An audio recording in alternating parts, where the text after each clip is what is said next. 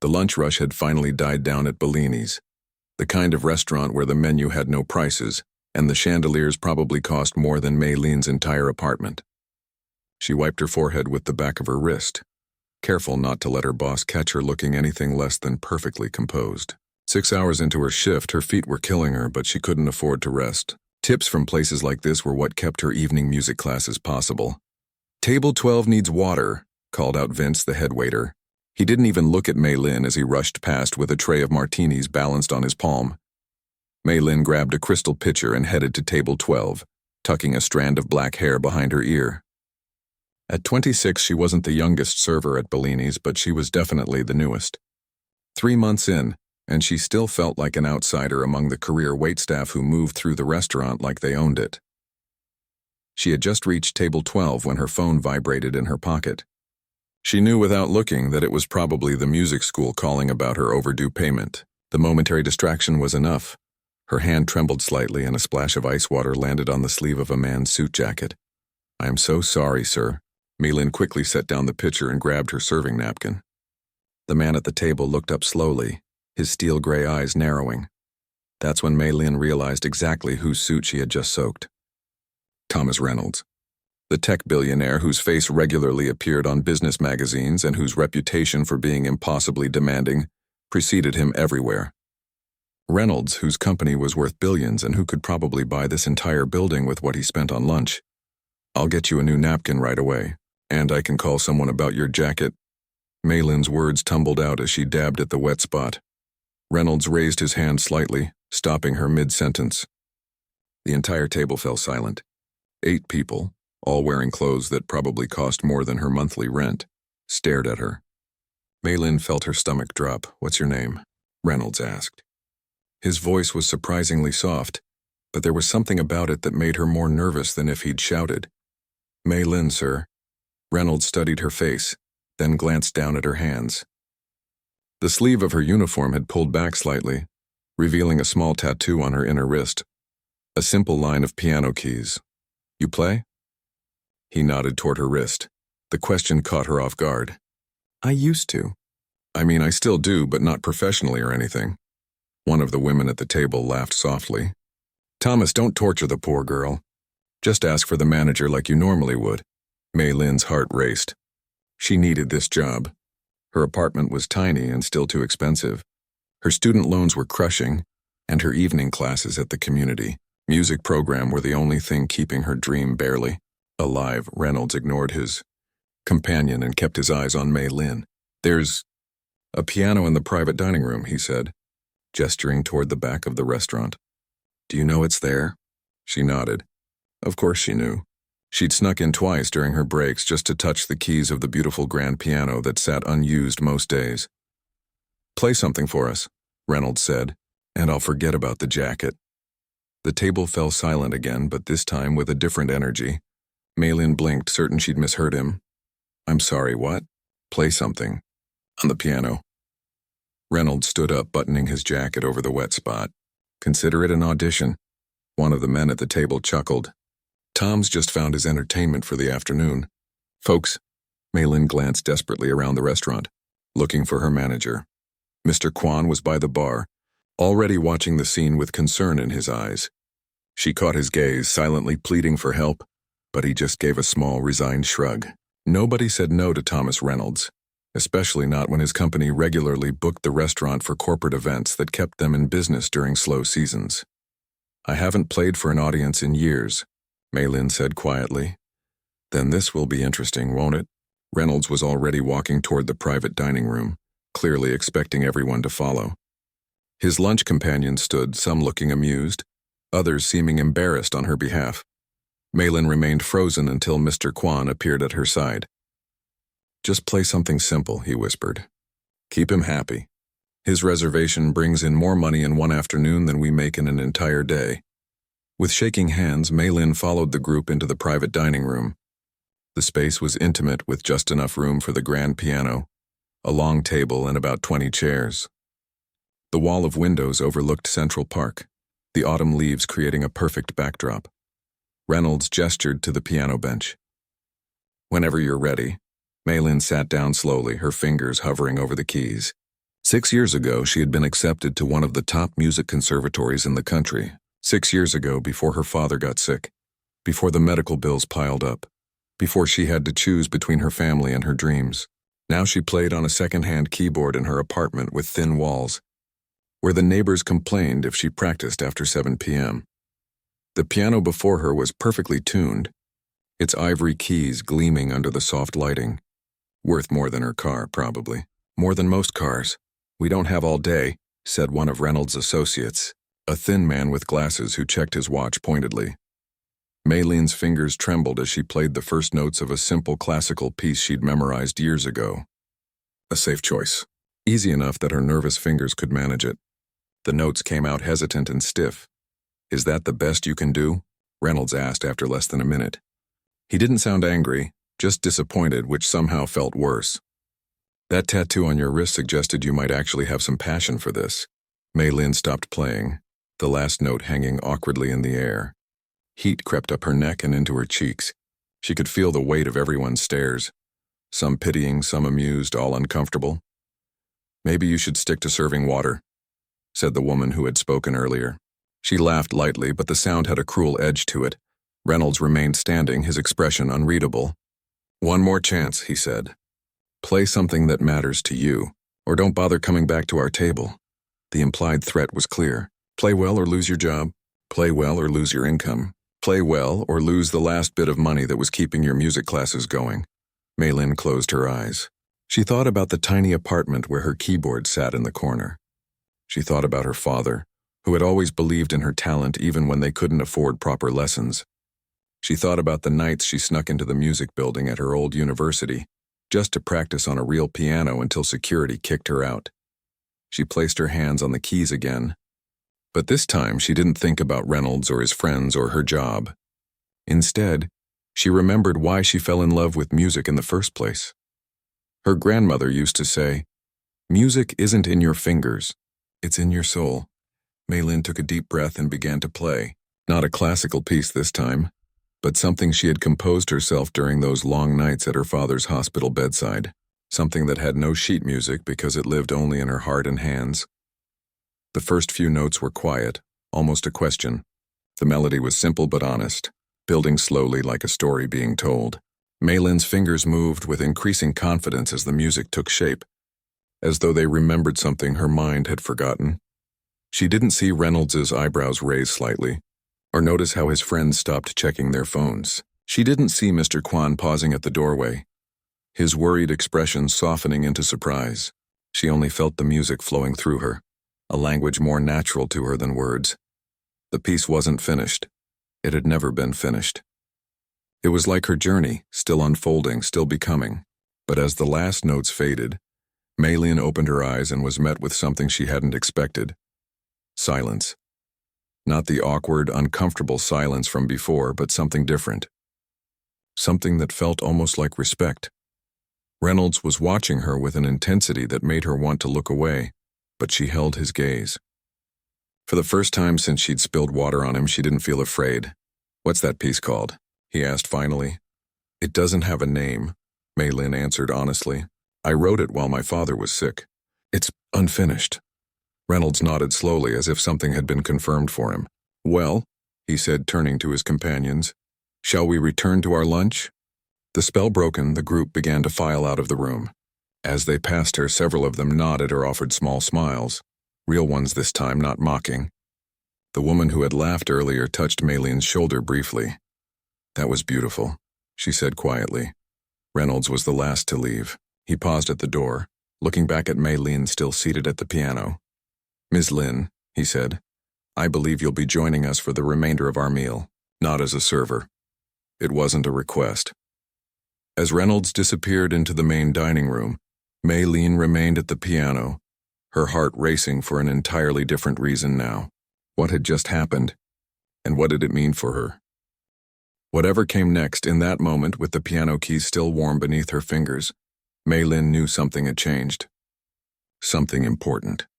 And for the first time in years, she felt a flicker of something she'd almost forgotten. Hope. Maylene stood frozen by the piano for several long seconds after Thomas Reynolds left the room. Her fingers still hovered over the keys, almost afraid to break contact with them. Had that really just happened? She glanced at her watch. She'd already been away from her section for nearly 15 minutes. Mr. Kwan would be furious. She hurried out of the private dining room and nearly collided with her manager in the hallway. Mr. Kwan, I'm so sorry about. He held up his hand to stop her. Reynolds has requested you join their table. His expression was a mixture of confusion and resignation. Vince will cover your section. Just try not to spill anything else on anyone worth more than $1 billion, okay? Maylin nodded, still processing what was happening. Mr. Kwan handed her a cloth napkin to wipe her sweaty palms and gestured for her to follow him. As they approached table 12, Maylin felt every eye in the restaurant on her. The other servers shot her curious glances as she passed. Vince raised an eyebrow, clearly wondering what she had done to deserve special treatment or special punishment. When they reached the table, Reynolds was already deep in conversation with an older gentleman about stock projections. Without looking up, he motioned to an empty chair that had been pulled up beside his own. Maylin hesitated, looking to Mr. Kwan for guidance, but he had already retreated back to the host stand. Awkwardly, Maylin sat down, feeling painfully out of place in her server's uniform among the designer suits and dresses. The table's conversation continued as if she wasn't there. She sat in uncomfortable silence for several minutes, unsure if she should speak or what she was even doing at the table. Finally, Reynolds turned to her. You're probably wondering why I asked you to join us. The thought crossed my mind, Maylin said, surprising herself with her boldness. A woman across the table, Maylin recognized her as the one who had touched her shoulder and complimented her. Playing smiled into her wineglass. I'm curious about your training, Reynolds continued. Where did you study? Maylin shifted in her seat. I was accepted to the Manhattan Conservatory 6 years ago. I completed 1 semester before I had to withdraw. Had to? Reynolds prompted. Maylin hesitated. She didn't typically share her personal life with strangers, especially not wealthy ones who seemed to view regular people as entertainment. But something about the way he had listened to her music made her continue. My father got sick. Cancer. My family couldn't afford the medical bills and my tuition, so... She shrugged, trying to make it seem like less than the devastating blow it had been. I made a choice. And now you're waiting tables at Bellini's, Reynolds said. It wasn't a question and there was no judgment in his tone. Just a simple statement of fact. And taking night classes at the community music program, Maylin added. She didn't want him thinking she'd given up entirely. It's not the conservatory, but it's something. Reynolds nodded thoughtfully. The piece you played, you composed that yourself? Yes, it's not finished though. Why not? The directness of his question caught her off guard. I don't know. It never felt resolved, I guess. Like your journey, said the woman across the table. Her name Maylin had gathered from the conversation was Adrienne. I suppose so, Maylin agreed. Reynolds took a sip of his water, his eyes never leaving her face. I have a proposition for you. Maylin felt a wave of unease. She'd heard stories about wealthy men making propositions to young women. She straightened her back, ready to stand up and walk away if necessary. Seeming to sense her discomfort, Reynolds clarified quickly. A musical proposition. I'm hosting a charity gala at my home next Saturday. 500 guests raising money for children's cancer research. The tension in Maylin's shoulders eased slightly. That's a wonderful cause. Yes, it is. Our scheduled pianist canceled yesterday. Some nonsense about a European tour. I'd like you to play in his place. Maylin's mouth fell open. Me? But I haven't performed in public in years. And your guests will be expecting a professional. They'll be getting one, Reynolds said simply. I don't have anything appropriate to wear to something like that, she blurted out, immediately feeling foolish for focusing on such a trivial detail. Adrienne leaned forward. That can be arranged easily enough. I'd pay you, of course, Reynolds continued. $10,000 for the evening. Maylin nearly choked. $10,000. That was more than 3 months' worth of rent. That would cover her remaining music school fees for the year and then some. Why? She asked, unable to stop herself. Reynolds tilted his head slightly. Why what? Why me? You don't know me. You heard me play for all of 2 minutes. 2 minutes was enough. Reynolds set down his glass. I've built my fortune on recognizing potential before anyone else sees it. It's what I do. The thin man with glasses who had checked his watch earlier scoffed quietly. It's also what you did with that ridiculous virtual reality startup that lost us millions last quarter. Reynolds smiled, unbothered by the criticism. Win some, lose some, Harold. But I'm rarely wrong about people. He turned back to Mei Lin. The gala starts at 7. My driver will pick you up at 5:30. Give your address to my assistant before you leave. It wasn't really a request. Mei Lin felt a flutter of both excitement and anxiety in her stomach. What would I need to prepare? What kind of music are you expecting? Classical for the cocktail hour and dinner. Then your own compositions for the after-dinner program, including that unfinished piece. But it's not ready, Mei Lin protested. Then finish it, Reynolds said simply, as though he were asking her to tie a shoelace. Before Mei Lin could respond, Reynolds had already turned back to his companion to resume their earlier conversation about stock projections. The dismissal was clear. Still dazed, Mei Lin stood up and made her way back to the server station, where Vince and 2 other waiters were waiting with wide eyes. Well, Vince demanded. What did the dragon want? Mei Lin shook her head, still processing everything. He hired me to play piano at his charity gala. Vince's jaw dropped. Are you serious? Do you know how many connections you could make at an event like that? Every important person in the city will be there. I know, Mei Lin said quietly.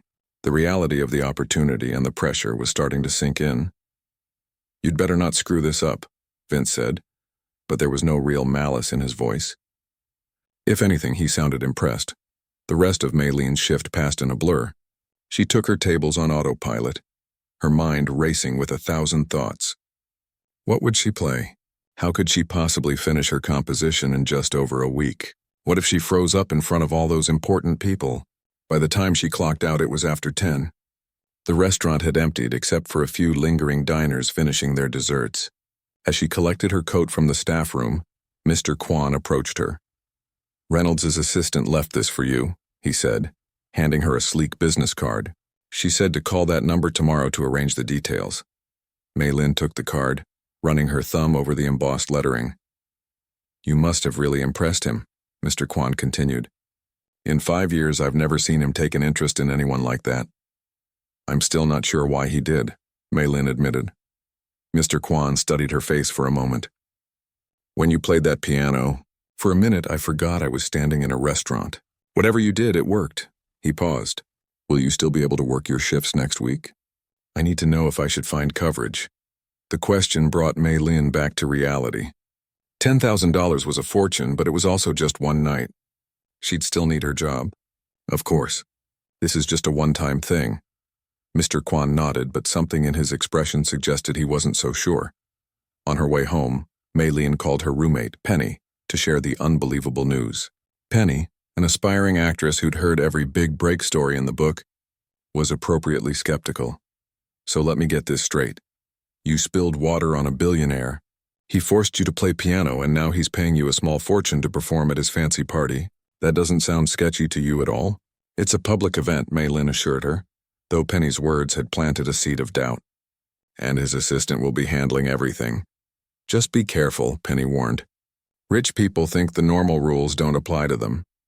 By the time Mei Lin reached her apartment building, it was nearly midnight. The elevator was broken again, so she trudged up 4 flights of stairs to her unit. Inside, the space was small but tidy, a kitchenette opening to a living room with 2 tiny bedrooms off to the side. Her keyboard stood in the corner of the living room, beneath the only window. Mei Lin dropped her bag, kicked off her shoes, and went straight to the keyboard. She didn't even take off her coat. She sat down and placed her fingers on the keys, trying to recapture the feeling she'd had in the restaurant. The melody came back to her, flowing through her fingers.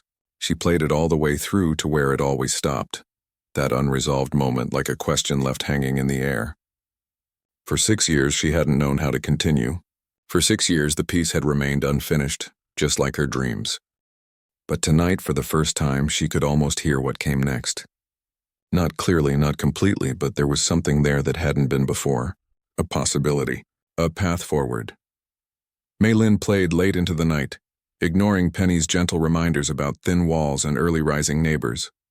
For the first time in years, the music felt more important than anything else. Something had awakened in her. something she thought had died when she walked away from the conservatory, something that felt dangerously like hope. As she finally crawled into bed in the early hours of the morning, exhausted but exhilarated, one thought kept circling in her mind. In just over a week, she would either make the opportunity of a lifetime or crash and burn in front of the most influential people in the city. And somehow, both possibilities seemed equally terrifying. The week flew by in a blur of work shifts, practice sessions, and anxiety dreams. Maylin had called the number on the business card the day after her encounter with Reynolds. A woman named Vivian answered, her voice crisp and efficient as she confirmed the details.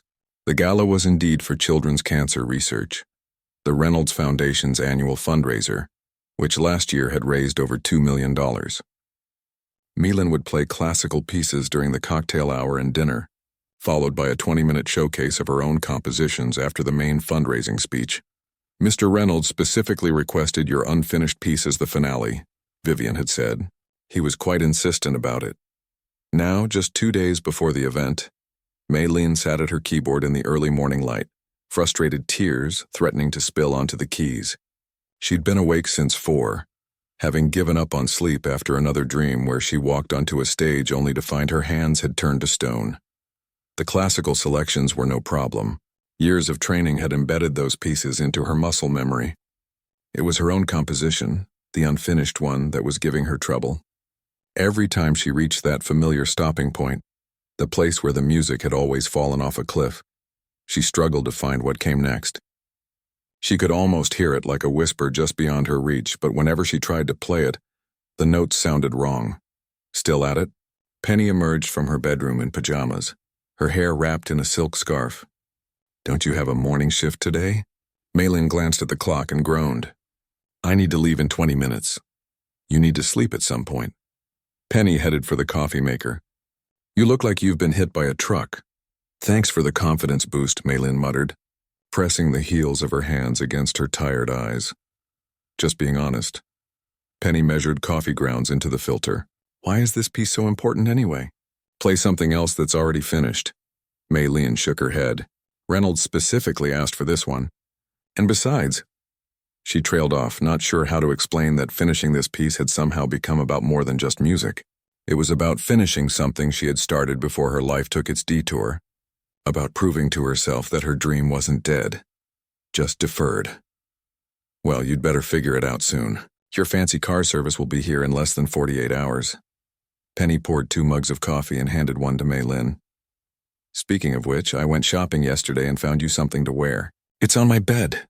Maylin looked up in surprise. "You didn't have to do that. Please. I couldn't let my roommate show up at a billionaire's mansion wearing her work slacks." Penny grinned. "Besides, it was on clearance. Consider it an investment in our future. When you're a famous pianist, I expect backstage passes." After her morning shift at the restaurant, where every server now looked at her differently, some with envy, others with newfound respect, Maylin headed not home but to her evening music class. She'd considered skipping it to practice more, but something told her she needed a fresh perspective. The community music program operated out of an old church basement downtown. The facilities were humble compared to the conservatory, but the instructors were talented musicians who believed in making music education accessible. Maylin's teacher, Dr. Chen, had trained at Juilliard before dedicating his life to teaching in community programs. When she arrived, the class was already seated in the circle of folding chairs.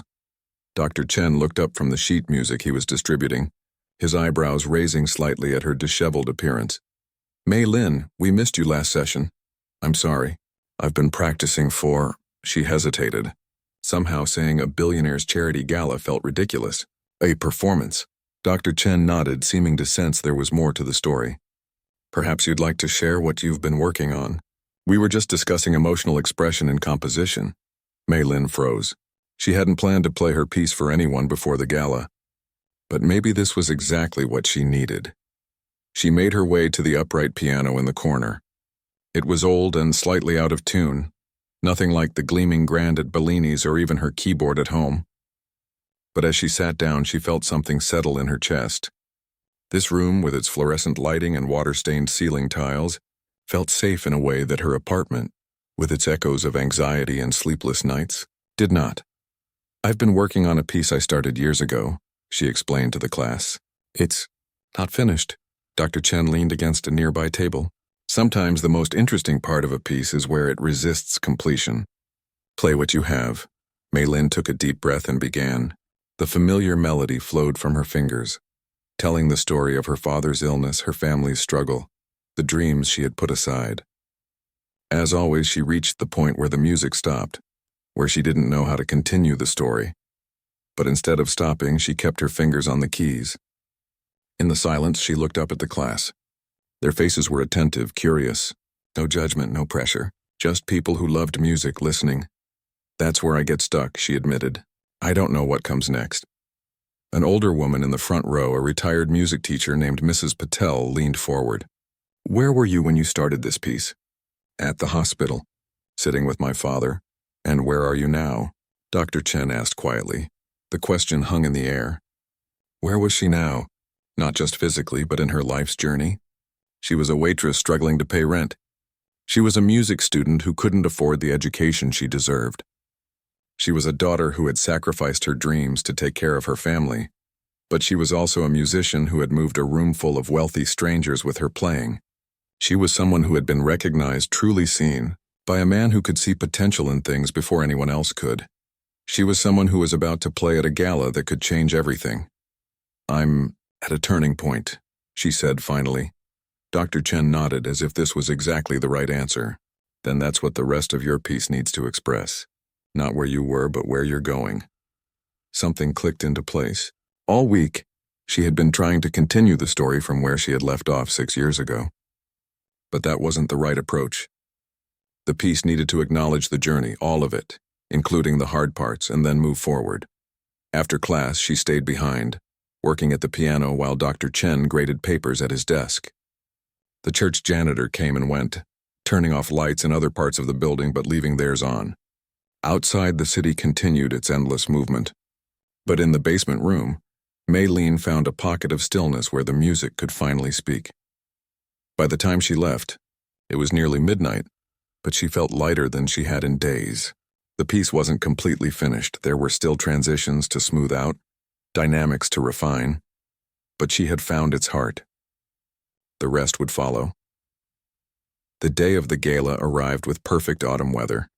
Clear skies and just enough chill in the air to justify the new dress coat Penny had insisted she buy to go with the dress. It's an investment, she had repeated when Mei Lin balked at the price tag. Besides, I get to borrow it any time I want. At precisely 5:30, a sleek black car pulled up in front of their apartment building. Mei Lin was waiting on the stoop, too nervous to stay inside any longer. The driver, a middle-aged man with kind eyes, introduced himself as Paul and held the door for her. First time at Reynolds' estate? He asked as they pulled away from the curb. Mei Lin nodded, clutching her small purse. Inside was a thumb drive with her sheet music, a backup though she had memorized everything, and a small framed photo of her family that she always kept with her for important events. Her grandmother used to tell her that carrying a picture of loved ones was like bringing their strength with you. You'll be fine, Paul assured her, catching her nervous expression in the rearview mirror. I've been driving for Mr. Reynolds for 8 years. He's demanding but fair.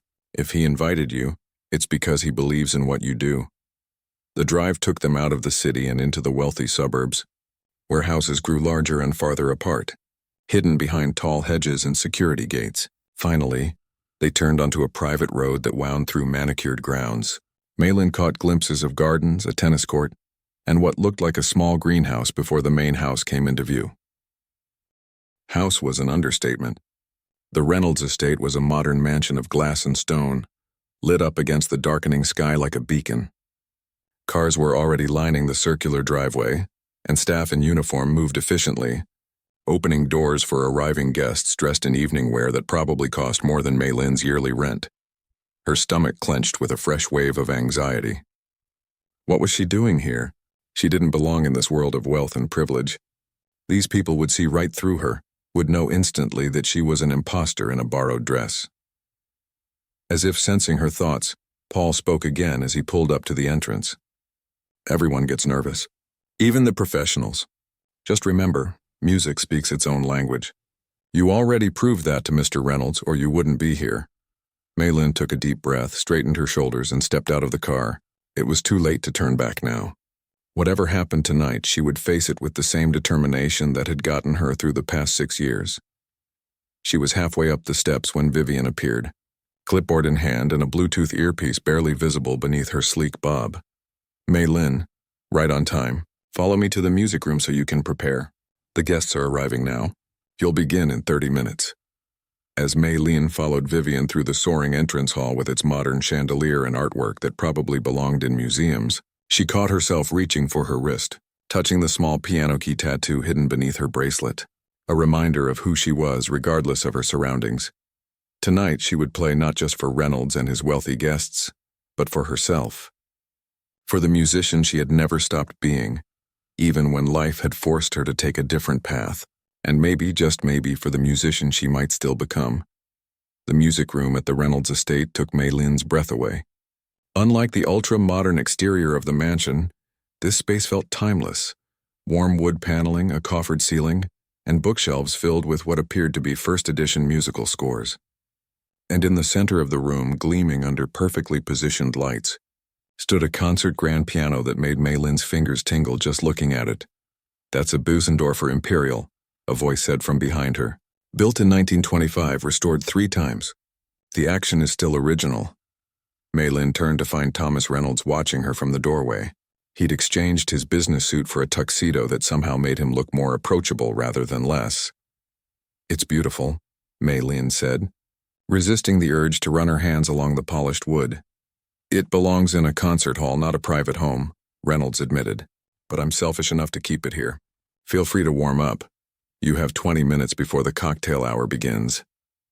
"Mr. Reynolds," Maylin began, suddenly needing to ask the question that had been burning in her mind all week. "Why did you really ask me to play tonight?" There must be hundreds of professional pianists in the city who would have jumped at the chance. Reynolds considered her for a moment. "When I was 10 years old, my piano teacher told my parents I had no talent and they were wasting their money. She was probably right. I was a terrible student, more interested in taking apart the piano to see how it worked than in practicing scales." He moved into the room, running his hand along the edge of a bookshelf. "But later I realized what she missed. I didn't love playing music, but I loved understanding it, recognizing patterns, seeing how the pieces fit together." He turned to face her. "That's what I do now with investments, with companies, with people. I see patterns and potential others miss." "And you think I have potential?" Maylin asked quietly. "I know you do. The question is whether you're ready to believe it too." He glanced at his watch. 19 minutes now. Make friends with the piano. It responds best to Chopin in the middle register. With that cryptic advice, he left, closing the double doors behind him. Maylin turned back to the magnificent instrument. 19 minutes to get comfortable with a piano worth more than her entire life to date. She sat down on the bench, adjusted its height, and placed her hands on the keys without pressing down. The ivory felt cool and smooth beneath her fingertips. She closed her eyes, took a deep breath, and began to play. Reynolds was right. The piano sang in the middle register.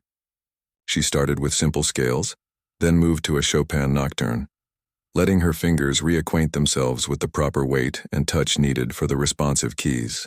The piano responded to the lightest pressure, bringing out nuances in the music she'd never been able to achieve on her keyboard at home or the worn upright at the community center.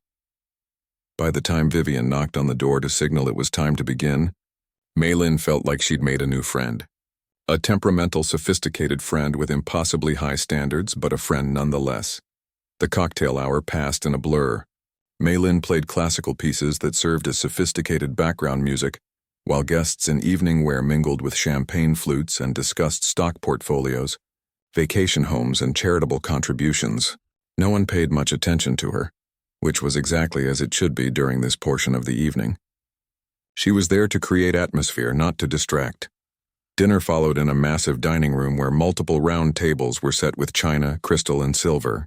Maylin was relocated to a smaller piano positioned near the head table, where Reynolds sat with what appeared to be the event's major donors. She continued with light classical selections, occasionally catching Reynolds' eye as he nodded in approval at a particularly well-executed phrase. At one point during the second course, Adrian, who Maylin now knew was Reynolds' sister, stopped by the piano during a brief break, "You're doing wonderfully," she said, handing Mei Lin a glass of water. "The hard part comes after Tom's speech, but don't worry. This crowd will love you. They pride themselves on discovering new talent before anyone else. Makes them feel important." Mei Lin took a sip of water, grateful for the brief rest. "I'm not sure I qualify as talent yet." Adrian laughed softly. "False modesty doesn't suit you. Own your gift, that's what Tom saw in you at the restaurant. Not just skill, but honesty." She squeezed Mei Lin's shoulder and returned to her table. As the dessert plates were being cleared, Reynolds stood and moved to a small podium set up near Mei Lin's piano. The room quieted immediately. "Thank you all for coming tonight," he began. "Your generosity continues to fund breakthrough treatments at the Reynolds Children's Cancer Center." As he spoke about survival rates and new treatment protocols, Mei Lin realized with a start that this cause wasn't just a tax write-off for him. There was genuine emotion in his voice as he described meeting young patients and their families. "Last year we raised $2 million, he continued. "Tonight I'm pleased to announce we've already surpassed that figure, with current donations totaling $2.6 million. Applause filled the room. Reynolds waited for it to subside before continuing. "Before we move to the drawing room for coffee, we have a special performance. Many of you know I have a habit of, let's call it talent scouting."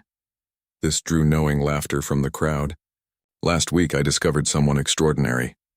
Mei Lin's heart began to race as Reynolds turned toward her. Mei Lin Wong didn't come through Juilliard or Curtis. She doesn't have a manager or a record deal. What she has is a gift and a story told through music. I won't say more, I'll let her playing speak for itself. Ladies and gentlemen, please welcome Mei Lin Wong. The polite applause that followed felt like thunder in Mei Lin's ears as she moved to the center of the room, where a spotlight now illuminated the grand piano that had been relocated from the music room. She sat down on the bench, adjusted her dress, and looked out at the sea of expectant faces. 500 of the wealthiest, most influential people in the city were watching her, waiting, judging. For a terrible moment, her mind went completely blank. Her fingers felt wooden on the keys, and she couldn't remember the opening notes of her first piece. Panic rose in her throat as the silence stretched, threatening to drown her. Then in the back of the room, she spotted a familiar face. Paul, the driver who had brought her to the estate, was standing by the service entrance. He caught her eye and gave her a small nod as if to say, "You've got this." The simple gesture broke through her panic. Mei Lin closed her eyes, took a deep breath, and began to play. She started with a piece she had composed during her one semester at the conservatory, a bright, hopeful melody that spoke of new beginnings and unlimited possibilities. As her confidence grew, she moved into a more complex composition she had written during her late-night practice sessions at the community center, full of quick runs and dynamic shifts that showcased her technical skill. The audience was silent, but it was a different kind of silence than during the cocktail hour or dinner. This wasn't background music anymore, they were listening, really listening. For her third piece, she chose something she had composed just months ago, during a particularly difficult week when both her father's medical bills and her tuition payment had come due at the same time. It was darker, more dissonant, with moments of near chaos that resolved unexpectedly into passages of haunting beauty. As the final notes of this piece faded, Mei Lin didn't immediately begin the next one. She took a moment to look out at the audience. Their faces had changed. Gone were the polite, distant expressions of wealthy people enduring obligatory entertainment.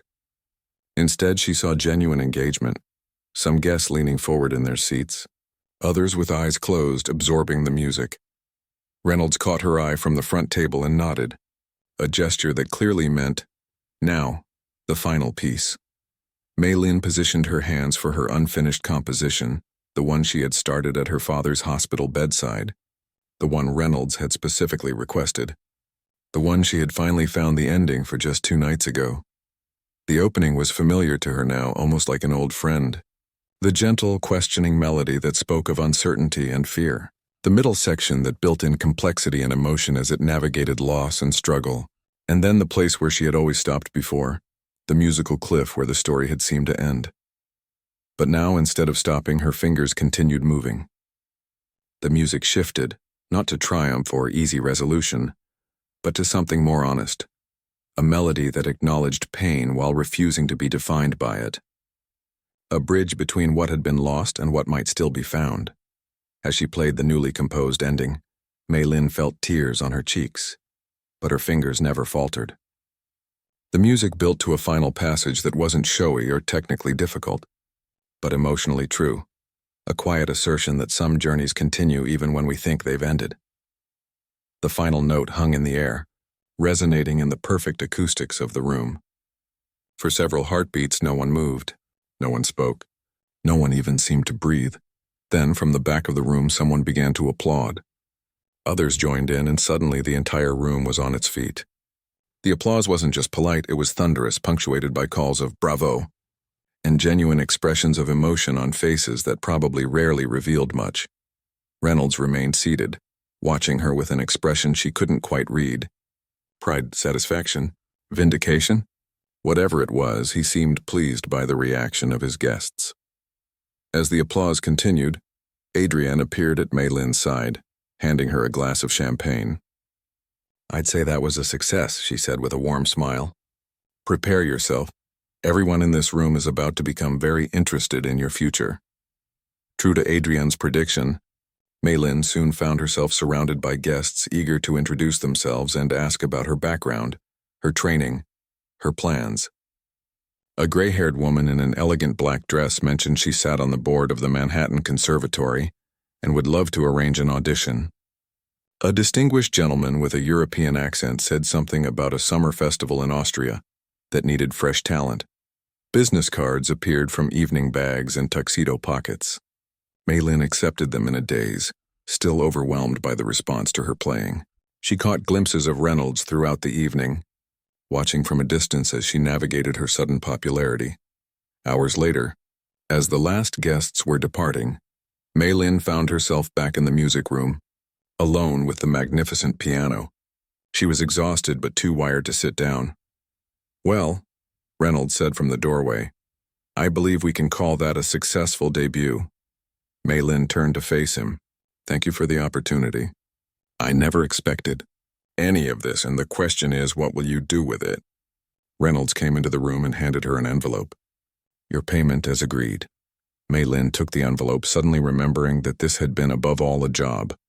A very well-paying job that was now complete. "There's something else," Reynolds continued, pulling a folder from inside his jacket. "Call it a bonus." Mei Lin opened the folder and froze.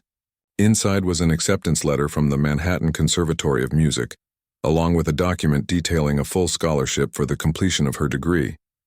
"How did you—" She began, unable to find the words. "I made a call," Reynolds said simply. "The talent was already yours. You just needed someone to open the door." Mei Lin stared at the scholarship letter, her hands trembling slightly. "I don't understand. Why would you do this for me?" Reynolds leaned against the piano, his expression thoughtful. "My mother was a pianist," he said after a moment. "Not professionally. She gave lessons from our living room to pay the bills. My father left when I was young, and those lessons kept food on the table." He ran his fingers lightly over the polished wood of the Bösendorfer. "She never got to play on something like this. Never got to finish her own education. By the time I had money to help her, she'd developed arthritis. The most beautiful thing in her life became something that caused her pain." Mei Lin looked down at the letter again. A full scholarship. A second chance at the dream she'd thought was gone forever. "I don't need your gratitude," Reynolds continued, straightening his cufflinks. "I need you to not waste this opportunity. That would be the thanks enough." Before she could respond, Vivian appeared in the doorway. "The car is ready whenever Ms. Wong is prepared to leave." "Actually," Mei Lin said, surprising herself with her boldness, "I'd like to play one more piece before I go. Something for Mr. Reynolds, a thank you." Reynolds raised an eyebrow but nodded to Vivian, who disappeared as silently as she had arrived. Mei Lin sat down at the piano one last time. She chose a piece she hadn't played in years, a Chopin nocturne that had been her grandmother's favorite. As she played, she watched Reynolds from the corner of her eye. He stood with his eyes closed, a faint smile on his face, perhaps thinking of his mother and her unfinished dreams. When the final notes faded, neither of them spoke for a long moment. Finally, Reynolds cleared his throat. "Well, Paul will see you home safely. The conservatory expects you next Monday to complete your registration." "I'll be there," Mei Lin promised, carefully placing the scholarship letter back in its folder. "Mr. Reynolds, I won't waste this chance." His smile was brief but genuine. I know you won't, that's why I made the investment. The ride back to her apartment was surreal. Paul kept glancing at her in the rearview mirror, grinning widely. You were amazing, he said as they crossed the bridge back into the city. I snuck in to hear you play. Hope that's okay? Of course, Maylin said, still feeling like she was floating somewhere outside her body. Thank you for being there. Seeing a friendly face helped more than you know. Mr. Reynolds has thrown a lot of these fancy parties, Paul continued. Never seen the crowd react like that before. Usually they're too busy trying to impress each other to actually feel anything. Maylin smiled, looking out the window at the city lights reflected in the water. Everything looked different somehow, as if the world had shifted while she wasn't looking. When the car pulled up to her apartment building, Penny was waiting on the steps, bouncing with impatience despite the late hour. She rushed to the car as Maylin stepped out. Well, how was it? Did you bring me leftovers? Did you meet anyone famous? Why are you crying? Maylin hadn't even realized there were tears on her cheeks. I can't even describe it. She turned to thank Paul, but he just waved and pulled away, leaving the two women on the sidewalk. Upstairs in their apartment, Maylin told Penny everything, the magnificent piano, the nervous beginning, the emotional performance, the standing ovation. Penny listened with wide eyes, interrupting only to demand more details about the mansion and the famous guests. And then, Maylin said, finally reaching into her bag and pulling out the envelope and folder, he gave me these. Penny whistled when she saw the amount of the check. That would cover your student loans. And our rent for months. But look at this. Maylin handed her the folder. Penny's eyes grew even wider as she read the scholarship letter. The Manhattan Conservatory? A full ride? Are you kidding me? This is like a movie. Penny grabbed Maylin's hands. You're going, right? Tell me you're going. I think I am. Maylin took back the letter, running her fingers over the embossed letterhead. It still doesn't seem real. Well, this calls for a celebration. Penny darted to the kitchen and returned with a bottle of cheap sparkling wine they'd been saving for a special occasion. Tonight we drink like the fancy people. They stayed up until dawn, talking and planning and dreaming. The future that had seemed so fixed, so limited just days ago, was suddenly wide open with possibilities. The next morning, or rather afternoon, Maylin woke to the sound of her phone ringing. Groggily, she fumbled for it, squinting at the unfamiliar number on the screen. Hello? Ms. Wong? This is Dean Wilson from the Manhattan Conservatory. I understand you'll be joining us next week. Maylin sat up straight, suddenly wide awake. Yes, that's right. Excellent. I was at the Reynolds Gala last night. Your performance was quite moving. I'd like to discuss the possibility of featuring you in our spring showcase. It's an opportunity we typically reserve for graduating students. But in your case, I think we might make an exception. By the time she hung up, there were 3 more missed calls, all from people who had been at the gala. One from the director of a small music festival upstate, one from a record producer interested in new classical talent, and one from Adrienne Reynolds inviting her to lunch to discuss your future. Maylin sat on the edge of her bed, staring at her phone in disbelief. 24 hours ago, she had been a waitress with fading dreams and mounting bills. Now the world was suddenly beating a path to her door. Her next call was to Mr. Kwan at the restaurant. That conversation was harder. I understand, he said when she explained that she would need to leave her job to focus on school. Reynolds mentioned you might be leaving us soon. He did? The night after you played for him the first time. He said I should be prepared to lose a good waitress, but that the world would gain something better. Mr. Kwan's voice softened. He was right. We'll miss you here, but this is where you belong. That afternoon, Maylin walked into Bellini's one last time, not in her server's uniform, but in her regular clothes. She had come to collect her final paycheck and say goodbye to her coworkers. Vince hugged her awkwardly and made her promise to get him tickets when she had her first real concert. As she was leaving, she paused by the private dining room. The door was open, and the grand piano sat in the corner, just as it had a week ago when Reynolds had forced her to play. On impulse, she slipped into the room and sat down at the instrument. This piano wasn't as magnificent as the Bösendorfer at Reynolds' estate, but it had changed her life all the same. She played a few quiet notes, smiling to herself at the memory of how terrified she had been that day. Nice to see you back at it. She turned to find Mr. Kwan watching from the doorway. I never thanked you, she said. For not firing me when I spilled water on a billionaire. He laughed. Best mistake you ever made, I'd say. He came into the room and sat down in one of the chairs. You know, I used to play too. Violin, not piano. Had dreams of joining the Philharmonic. Mei Lin had never known this about her usually reserved boss. What happened? He shrugged. Life, family responsibilities. The restaurant. Little by little, the dream just faded. He looked at her with unexpected intensity. Don't let that happen to you. Not everyone gets a second chance like this. I won't, she promised, the same words she had said to Reynolds. Good. Now play something happy before you go. This room could use it. She did, filling the private dining room with a joyful improvisation that brought smiles to the faces of the servers setting up for the evening shift. When she finished, there was a smattering of applause from the staff who had gathered in the doorway. 1 week later, Mei Lin walked through the imposing doors of the Manhattan Conservatory of Music, student ID in hand. The campus hadn't changed much in 6 years, but she had. She wasn't the same scared teenager who had arrived with stars in her eyes and no idea of the challenges ahead. Life had taught her hard lessons about sacrifice, about perseverance, about what really mattered. Those lessons hadn't been part of the curriculum, but they had prepared her for this moment in ways her younger self could never have understood. As she found her way to her first class, she passed a practice room with its door ajar. Inside, a young student was struggling with the same Chopin piece she had played for Reynolds. The girl looked frustrated, close to tears as she hit another wrong note. Without thinking, Mei Lin knocked gently on the door. Need some help? The student looked up, relief washing over her face. Please, I've been stuck on this passage for days. Move over, Mei Lin said, sitting down on the bench beside her. The trick is to think of it as a conversation, not a performance. Listen to what the music is trying to say. As she guided the younger student through the difficult passage, Mei Lin felt something settle inside her. This, the sharing of music, the passing on of knowledge, was as important as performing. Her grandmother had understood that. Reynolds' mother had understood it too. Later, as she walked across the sunlit campus to her next class, her phone buzzed with a text from Reynolds. How was your first day back? It read. She stopped beneath a maple tree, its leaves turning golden in the autumn light, and typed her response. It feels like coming home. Thank you for helping me find my way back. His reply came quickly. You found your own way. I just opened a door. The rest was all you.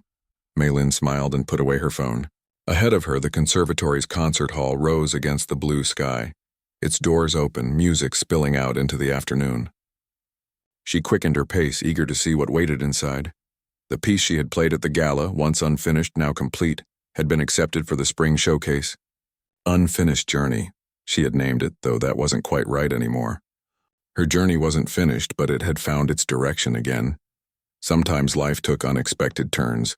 Sometimes a spilled glass of water could change everything. And sometimes the most beautiful music came from the struggles that seemed at first to silence us. That evening, Mei Lin stayed late at the conservatory practicing in one of the empty classrooms. As her fingers moved over the keys, she thought about her father, now in remission, who had cried when she told him about the scholarship. About her grandmother, who had first placed her small hands on piano keys and told her to listen for the heart in the music. About Reynolds and his mother and the dreams that connected them across time. And she played, not for a room full of wealthy strangers, or for teachers who would grade her performance, but for herself. Because no matter where this path led, to concert halls or classrooms, to fame or quiet achievement, the music itself would always be the greatest gift. It had taken her 6 years and an unlikely encounter with a demanding billionaire to realize that simple truth. The journey hadn't gone as planned, but perhaps it had taken her exactly where she needed to go.